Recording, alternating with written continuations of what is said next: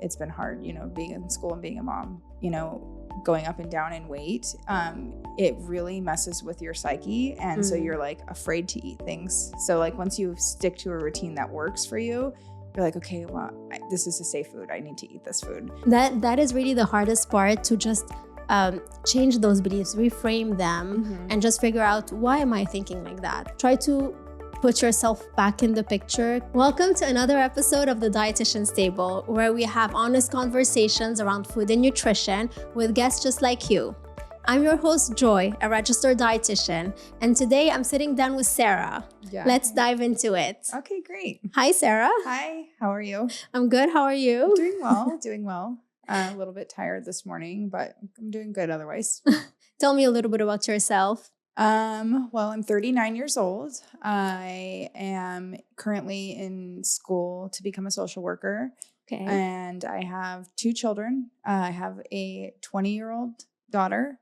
I had her when I was pretty young. And then I have a 6-year-old son now with my husband. I'm married. I live in Chula Vista. And my favorite hobby is probably gardening. So that's like that would be like my profile on the interweb. Gardening is really soothing. I feel like it is. It's very soothing, and I just love being outside in plants. I feel like it's just quiets your mind. Yeah, I don't have a green. I feel like I'm not able to keep plants alive long enough, but I really enjoy it. Yeah, plants. I used to be like that too, and then I just decided I was determined because I just love how plants look, and I feel like it's probably the most affordable way to like decorate your home. And it's just a beautiful hobby to have. So I just was very determined to figure it out because I killed everything up until I was like 25 years old. And you finally figured it out. I need to know your secret. I think just keeping my great grandmother used to say that once you start caring about the plants and actually seeing them as living existence, then they listen to you.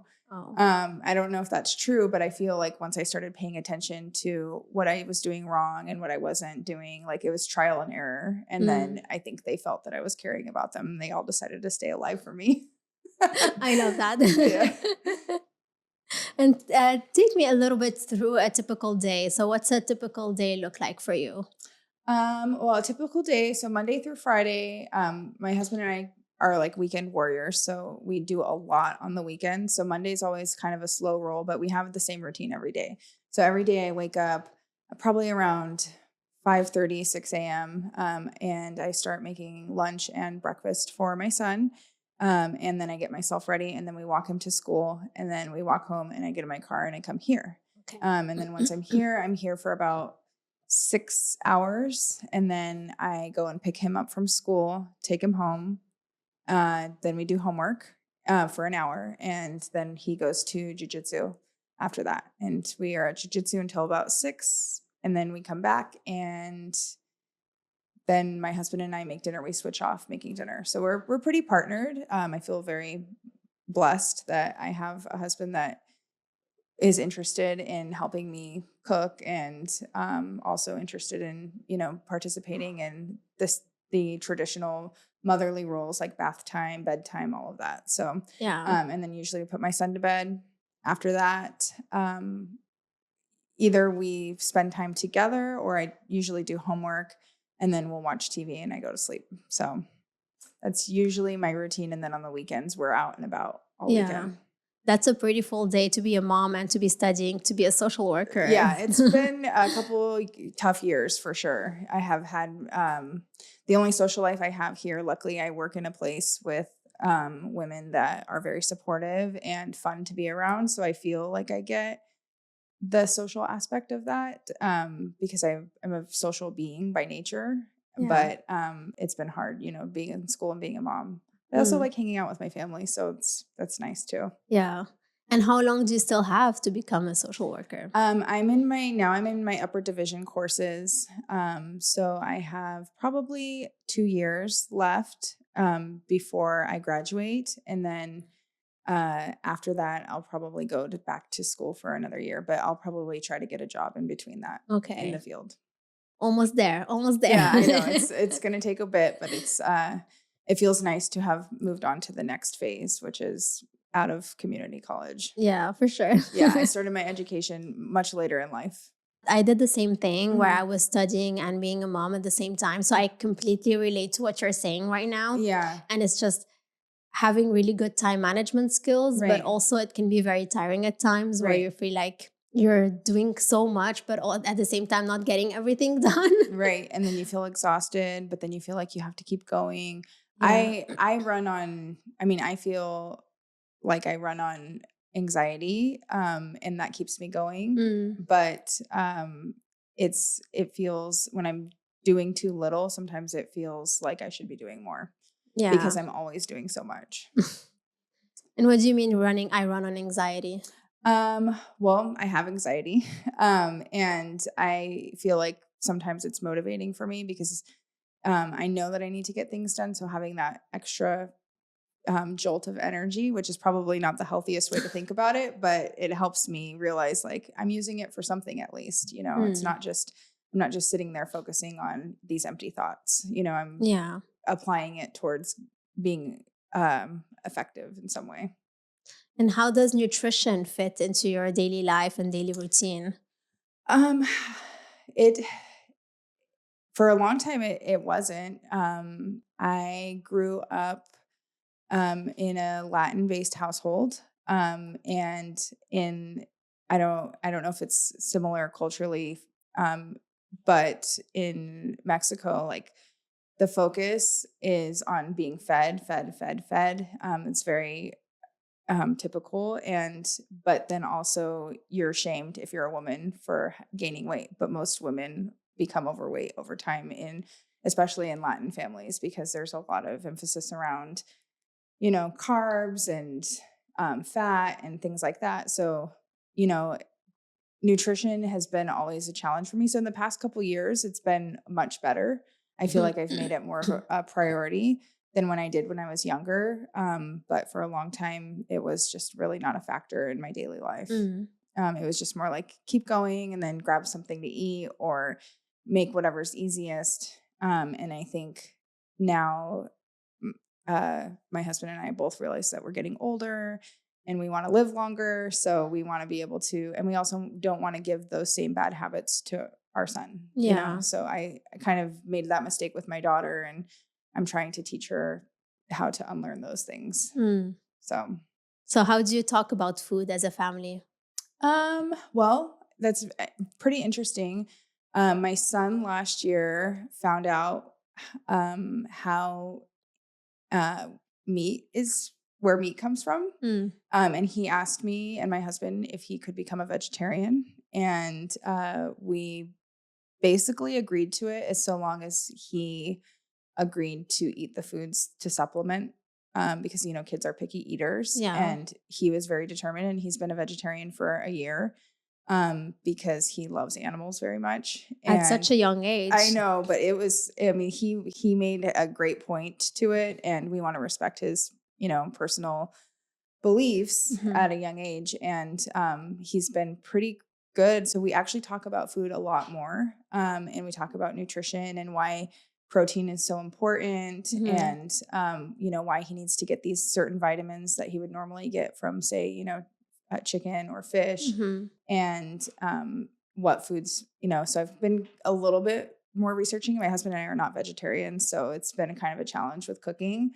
And then also last year, my husband was diagnosed with high cholesterol. So that was Oh. another factor in, changing how we talk about food and what we decide to eat on a daily basis. Mhm. And have you been following with a dietitian for your son to make sure that he's like growing and I haven't. uh, No, I haven't. That's why it would be interesting to find out, yeah. if this is. I've told his doctor, and she was just like, okay, well, just make sure that he's getting enough protein, he's Yeah. getting, the iron that he needs, and hopefully that he's getting most of that through food Mhm. versus, a supplement. Yeah. So I do give him a supplement just to kind of, just a daily vitamin, but definitely try to make most of his meals whole meals. That's good. Yeah. Can you give me some examples of like whole meals that you? Yeah. So for breakfast every morning, he's very routine. He has oatmeal with bananas, strawberries, some milk, and then he'll have like a protein drink or something on the side. And then for lunch, usually it's some sort of a tofu or either beans and rice. And then he's a big fruit fanatic, so we give him a big, huge serving of fruit, and then maybe like a grain bar on the side or something like that. Okay. So you've been making sure that he's getting enough protein and making sure that he's having a good balance while following a plant-based diet, Yeah. So basically. just making sure. Big emphasis on the protein in the beginning. Now I'm trying to focus more on fiber. Yes. Because I feel like kids don't need as much protein as adults do. True. So I think, my husband was super worried about that portion of it, but I was like, no, that'll come. Protein is in a lot more foods than you think. So, but focusing on the fiber and iron, those types of things. Yes. And how have you been adding fiber? Well, there's a lot of fiber in fruit. I guess I haven't really thunk about it, but it's definitely something that I've been trying to factor in more. He doesn't really like cheese very much, which I think is good. I really liked cheese as a child, and I feel like it created a lot of issues for me. I didn't get enough fiber. So he's never had any issues going to the bathroom or anything like that. So I feel pretty good about his fiber intake. He eats a lot of grain. He was asking me today about where wheat comes from and oat and how we get it into our food, which I think is cute. He's interested in it. Yeah. Yeah. And how are you adjusting, with the way your son's asking questions, and maybe very different from the way you were brought up? So how are you adjusting to that? Well, thank God for the internet. But also I feel like my parents just said, eat your food and don't ask questions. With him, I want him to like food. I want him to enjoy food. I don't want to just, put him in a box where he only likes 4 foods. Yeah. Because I feel like there's so much food all over the world that you're missing out on if you do that. So I try to answer most of his questions with the best of my ability. And then if I don't, I just look it up. Yeah. So that he has, that information, and he knows why we eat the foods that we eat, and, where foods come from, things like that. So I want him to have as much education as possible. I love how interested he is in nutrition and where food comes from. Yeah, he's interested in anything having to do with science. Yeah. So when he was young, my daughter gave him this science book, and in it was how bacteria grows on food. And he was obsessed with it for probably a good year. And he would just talk about, he would check food and be like, is this good? And he still does. He'll pull it out of the refrigerator and say, is this good? Because he's super nervous about having any sort of bacteria on food. So he's always been kind of interested in like what he puts into his body. Yeah. And when it comes to doing so much and taking care of your son's nutrition and all of that, how do you manage to take care of yourself? That's a great question. I've definitely in the past year have tried to add stuff like it's really hard when you don't have, a formal education in food, and you were brought up to basically, most of my food group as a child was like beans, rice, quesadillas, tacos, a lot of meat, very meat centered. I don't eat a lot of meat. I've never really enjoyed it. So nowadays I know that protein, because you follow these internet trends that are going. And so for a long time it was, carbs are bad. So you go through like this yo-yo diet, thing that most women I know go through. And so now it's like everything is protein centered. So I've been trying to think of it as a whole. But every day I'm definitely on the back burner from, my family. So I usually wake up in the morning, I have a cup of coffee, on my way to school. And then I'll have like a protein drink for like between breakfast and lunch. And then, sometimes I eat lunch, sometimes I don't. And then I get home and I always eat dinner. So we sit down and eat dinner together. Okay. So, it just depends on the day. previously I would be like grabbing something on the way to work, going through a drive-through or pulling something out of the freezer and putting it in the toaster and just eating that on the way to work, eating a lot of sweets in the morning, Starbucks. I've pretty much cut all of that out, and I've been fine, but it took a lot of rewiring of my brain. So like in the past, I'd say year and a half, I've probably lost like 40 pounds, which feels really good, but I want to lose more. I want to be able to sustain that and feel strong, and be able to eat foods without having to think about every single thing that I'm eating all the time. Yeah, I understand. If that makes sense. Yeah. Like this is just a normal routine. This is what you eat every day, to maintain, where I'm at with my nutrition. And you did mention that sometimes you just have coffee and then sometimes you skip lunch. How do you feel, or how does your body feel after not eating? I get anxiety. So that's usually when I'll force myself to eat. And usually if I eat, like when I'm here, I try to stock up the fridge. I have been actually pretty better at eating. I wouldn't say it's a full lunch, but I'll have like a Greek yogurt or some cottage cheese, and then maybe like some crackers. And then I have like sliced lunch meat that I keep up there. But it's, if I don't bring lunch, I'll pretty much skip lunch. So I know that that's not the best, but it's just, feel like my brain is going from one place to another. And how do you feel? Let's say you're skipping lunch or you just had a cup of Greek yogurt. Does that ease your anxiety, or It definitely feels better after I eat. Okay. So I feel like, some of that is physical. Like my body is asking for food. So, I not getting enough sleep, not eating enough, I feel like that attributes to your mental health completely. So, and I've learned that over time. My husband has learned that in the past year, after he was diagnosed with high cholesterol, he started eating salads every day for lunch, just changing from going to, Wendy's next door or getting spaghetti from the work cafeteria. It's him just eating a kale salad every day. He's felt more energetic and he has had less anxiety. Yeah. So I think you don't realize how important the stuff you eat is until you actually change it. True. And also taking care of yourself will make you give you the energy to take care of your family. Right. Because if you're tired or anxious, it'll be harder for you to take care of your family. Right. Yeah, I agree. Yeah. And is there anything that you changed to make sure that do you try to have lunch most of the time, or how does it work with lunch for you? I think I have to buy things that I know that I will eat. And keep them on hand. So I've been really good about doing that at the beginning of the week, just going to the store and just buying like a bunch of yogurt because I know I will eat yogurt.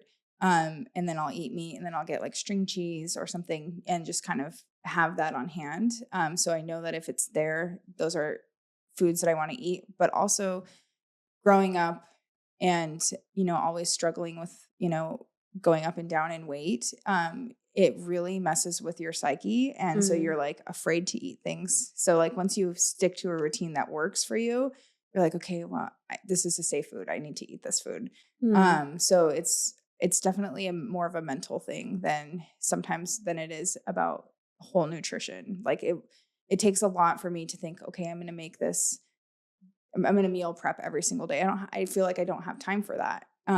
When in reality, I should probably make time for it. I just don't know how to go about it, or like what the easiest way to do that is. You did mention that you meal prep for your son, right? In the morning? Yeah. So he has pretty much the same lunch every day, not the same exact foods, but we have the same, like Mondays, this day, this day and this day. So we have it all planned out because we know that he'll eat those foods. And so I should probably do that for myself too. I just haven't taken the time to find what lunches I would want to have every single day. So.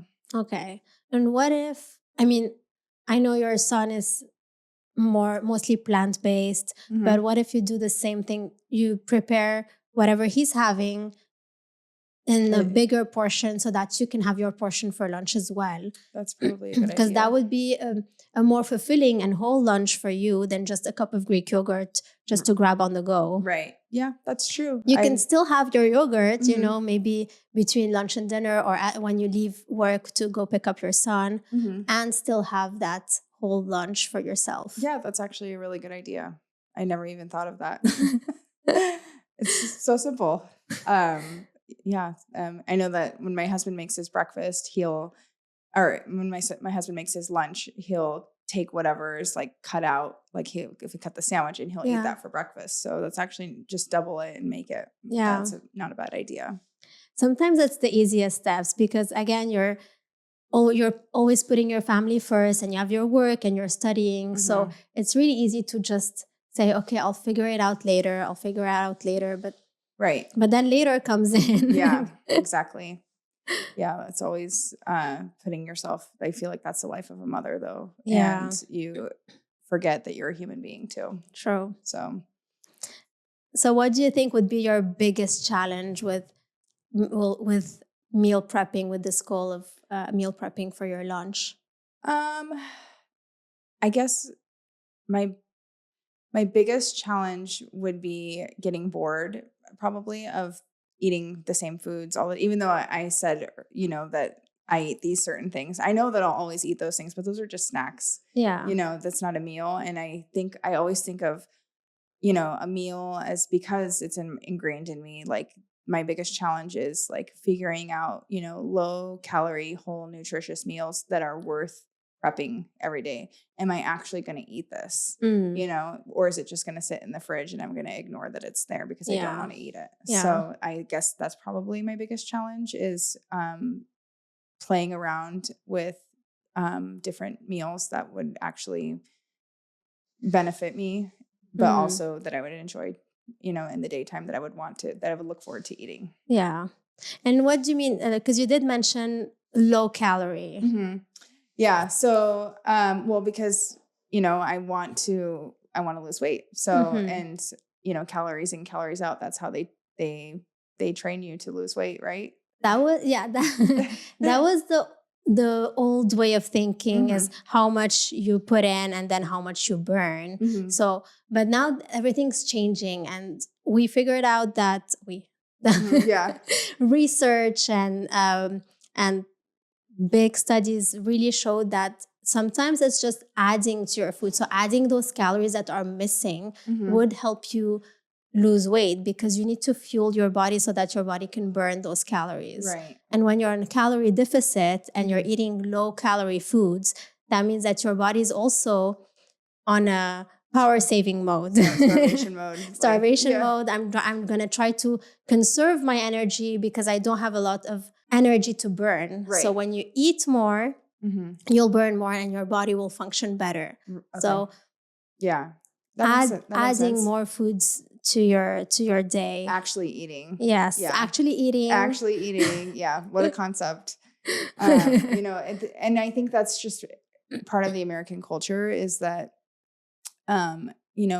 most women in my age range growing up were taught to like basically so many girls that I grew up with had eating disorders. And I never wanted my daughter to feel that ever when I was raising her. I just did not want her to be a part of that culture. So I just never I never talked about her body. I never shamed her for anything because I just didn't want her to feel like her eating was, something that was to be ashamed of.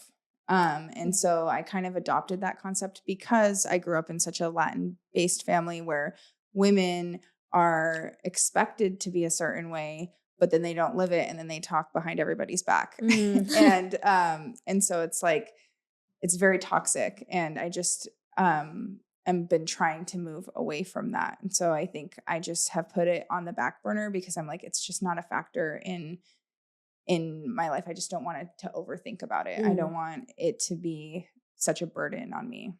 Yeah. And now that I'm older, I don't want it to be a burden on me. I just want to figure out how to sustainably create a diet plan that works for me. And what I mean by diet plan, I don't mean like a fad diet, but just like what I buy when I go to the grocery store, implementing habits like that. Yes, and just making nutrition and food part of your life and not something that you're always struggling with or always fighting against. Right. Yeah, definitely. I've seen my mom just struggle with it her whole life, and she just cares about it so much. And it's just always there that I'm like, there's so many more interesting things to focus on.